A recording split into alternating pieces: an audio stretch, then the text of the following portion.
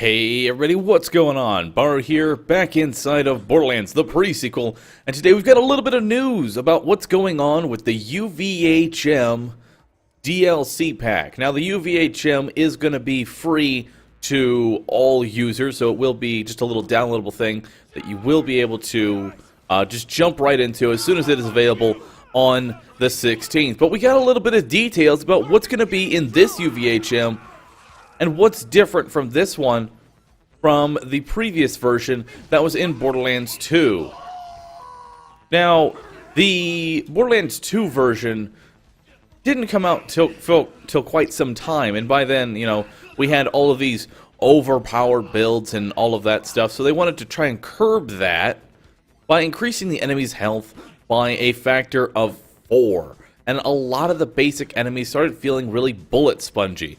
They also kind of made you want to feel super. You also had to be super aggressive with them because enemies would also regenerate their health. So when you duck around cover to get some health back, they're also getting their health back, and a lot of people did not like that type of mechanic. And then OP8 came out, and that health regen just got even more crazy to where some guns couldn't even out damage that healing, and it was just a bad time all around. Gearbox has addressed this and made a couple of changes to the UVHM that will be implemented in the pre-sequel. And I actually like this. They're really listening to the feedback that we gave them in Borderlands 2. And that was, we don't like enemy health regen. Like, why is that a thing? And to answer that, there will be no enemy health regen inside of UVHM, according to the details. Enemies will not miraculously, when they go around a corner, come back with full health. You won't have to worry about that. You can use your regular guns, and you won't have to go to some ridiculous build to, out damage their healing. Another thing is that a lot of the enemies were feeling very bullet spongy, like ridiculously bullet spongy. But that's to come with a ×4 health increase. That's what's going to happen. I mean, if you're playing on 4-player difficulty in UVHM, you're looking at, let's say a ×16 health bonus for these enemies. That's ridiculous. And they have addressed this. So, basic enemies inside of the pre-sequel in UVHM will not give a ×4 bonus. Instead, it will be 1.5. So they will be 50% stronger rather than 400% stronger, which is a lot better. And they also wanted to emphasize badasses in this game. Badasses get a 2.5 health multiplier rather than a 1.5, and which is much better than the ×4 again that they got inside of Borderlands 2.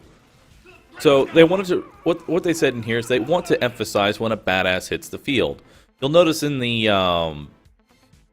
gameplay that I've been posting in pre-sequel, badasses are a lot less common inside of pre-sequel, and that's because they wanted to emphasize that call out. We got a badass on the field. Look out, there's a badass.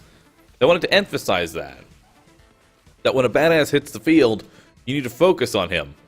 He is your main priority. So for that, badasses will get a 2.5 health multiplier and a 3.5 shield multiplier. Now, there are some badasses without shields, so I guess for them it's just 2.5 health. So that's nice.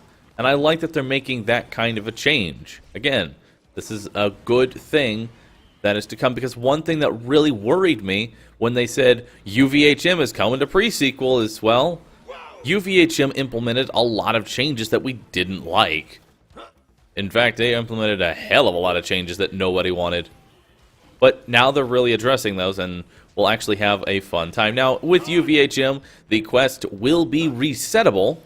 So, the entire playthrough will be resettable, so you can actually play through the game again at maximum level. So you can get things like a nukem and things like that at your maximum level without having to use the grinder, which is going to be really nice.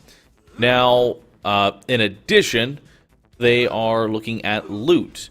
Loot inside of the UVHM will be drastically increased, apparently. They didn't like the fact that, the green drops were basically still extremely common in the Borderlands 2 UVHM. While the drop rates might have increased in Borderlands 2 UVHM, I'd put that in large quotation marks, it still didn't feel like it was really, doing all that much. So the drop rates inside of the pre-sequel UVHM are going to be a lot more, I guess, generous with their drop rates. So that's another bonus to look forward to. And overall, I really like these changes. I mean, I like the pre-sequel, but it needs something. It needs a little bit of endgame. Because right now, as it stands, you go through this game, and then you reach the end, and you're like, all right, what now? What do I do? There really isn't much for you to do. I feel like UVHM might be a nice change of pace, give me a little bit of endgame, and we're hoping that that Holodome ends up being really good. I don't think I've ever really shared this so much on YouTube, but I feel like there could be a very easy endgame to go along with the Holodome. Now, I'm not sure if they've implemented it or not, but one thing that would be awesome is say like they add an infinite round. Say they add that, where it just becomes progressively harder and they can mix and match these enemies, and it just keeps going further and further. And the enemies just get harder and harder, and you can say that the loot gets better with each wave that you complete and things like that. But if they had a mode like that, that would be great. Horde modes work inside of the pre-sequel. They work inside of the Borderlands. I mean, Miss Moxie's Underdome, there's a few reasons that DLC did not become a hit. Number one is that the loot was terrible, let's be honest. You go through, however many rounds, you just get like a sweet green gun, and you might find a legendary, maybe. In Borderlands 1. Finding a legendary in Borderlands 1 was pretty common. You didn't see those too often in the Underdome, though. Much less a good one. Another thing is that they were highly repetitive because you got, starter wave, then you've got, the other waves. I think it was gun wave. Yeah, it was starter wave, gun wave, horde wave, badass wave, boss wave. And those didn't change. And you had the same, 3 enemies through every wave. That's why it started feeling a little repetitive. But with the amount of enemies that are inside the pre-sequel, let's say they just throw, let's just say they throw, story out of the window, which looks like what they're going to be doing with the Holodome, and just allow anything to spawn inside the Holodome. So any enemy in the pre-sequel can be in there, hopefully. And they'll just say, all right, we're just gonna do that. We're just gonna let you allow you to fight anything in here. And they did say there's gonna be new enemies. There's gonna be new enemies, new items, and all those things. So I'm really looking forward to what exactly the Holodome could bring. Like I say, at the end of the day, I'm a Borderlands fan. I appreciate the game, and I want to see it succeed. I mean, I give this game a lot of flack. I really do. But the reason I give it so much flack is because I know the potential is there. I don't want people to think of, or watch my videos and think, oh man, this guy is just bitching on and on and on and on. Why does he do that? Because I've seen what they've done in previous games, DLCs, and I know what's possible of them. And I want them to utilize that. I want them to be that company they could be. But sometimes they just I feel like they take their popularity for advantage. But other times they give us nice little gems like Tiny Tina's, which I still enjoy to this day, even though me and Tiny Tina are just fine. I don't talk anymore. I like Tiny Tina. I'm sorry. But either way, that's just a personal thing. Anyway, I want to know what you all think about these changes. Do you agree with them? Do you think that these are going to be helpful? Oh yes, I like that too, Wilhelm. Do you think these changes are good for UVHM? Do you think this will bring back some of that much-needed replayability? How do you feel about all of them? Like I said, I like the fact that the multipliers are much lower in this game. The enemies are not going to feel as bullet spongy. The rewards are going to be much higher. And, they emphasize the badasses and things like that. And it's starting to shape up.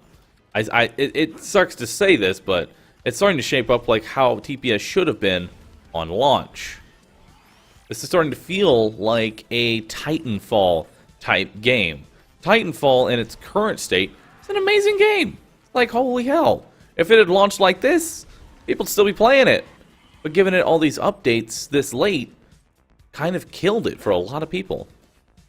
But we'll see what happens.